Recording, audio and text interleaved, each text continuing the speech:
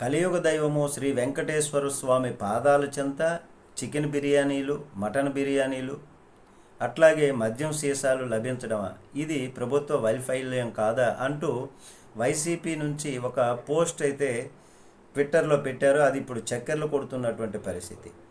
తన ఎక్స్ ఖాతాలో ఏమని పెట్టారు? శ్రీవారి భక్తులకు చికెన్ బిర్యానీ హోటల్స్ ప్రకటనలతో నారా చంద్రబాబు నాయుడు గారి నేతృత్వంలోని కూటమి ప్రభుత్వం అలిపిరిలో స్వాగతము. గోవిందనామ స్మరణతో అలిపిరి మెట్ల మార్గంలో వెళ్తున్నటువంటి భక్తులకు దర్శనమిస్తున్నటువంటి నాన్ వెజ్ హోటల్ ప్రకటనలు. పరమ పవిత్రంగా శ్రీ వెంకటేశ్వర స్వామి వారి దర్శనానికి వెళ్తుంటే ఈ బిర్యానీ బోర్డులేంటి అని వాపోతున్నారు భక్తులు. ఇటీవల అలిపిరి మెట్ల మార్గంలో దర్శనమిచ్చినటువంటి మద్యం సీసాలు ఇప్పుడు బిర్యానీ బోర్డులు. టీటీడీ విజిలెన్స్ విభాగం నిద్రపోతుందా? భక్తుల మనోభావాలను మీకు పట్టవా చంద్రబాబు అంటూ ఒక వీడియోను పోస్ట్ చేశారు వైసీపీ. అయితే దానికి రియాక్ట్ అయ్యారు ఏపీ ప్రభుత్వం నుంచి ఫ్యాక్ట్ చెక్ విభాగం ఒక క్లారిటీ కూడా ఇచ్చింది. అయితే శ్రీవారి భక్తుల మనోభావాలు రెచ్చగొట్టేలా తిరుమల పైన తప్పుడు ప్రచారం జరుగుతోంది.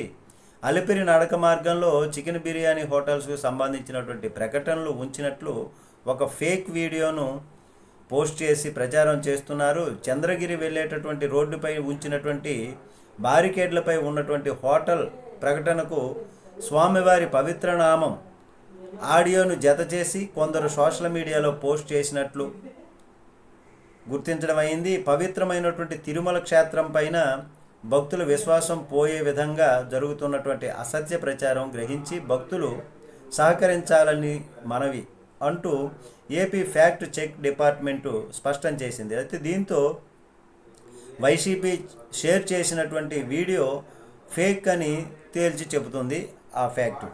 అది ఇకపై సోషల్ మీడియాలో చేసినటువంటి ఎక్స్పోస్ట్లోని నకిలీ వీడియోకు సంబంధించిన స్క్రీన్ షాట్ను కూడా వాళ్ళు దానికి జత చేశారు. అట్లాగే అయితే నెటిజన్లు కొందరు ఏమంటున్నారు, అది వాళ్ళు అన్నది కరెక్ట్ కాకపోతే వారిపైన తగినటువంటి చర్య తీసుకోవచ్చు కదా, ఎందుకు ఆలోచిస్తున్నారు అనేటటువంటి విధంగా కూడా చాలామంది భావనను వ్యక్తం చేస్తున్నారు. అయితే మీరైతే దీన్ని నిజమంటారా కాదంటారా కామెంట్ తెలియచేయండి. నమస్తే.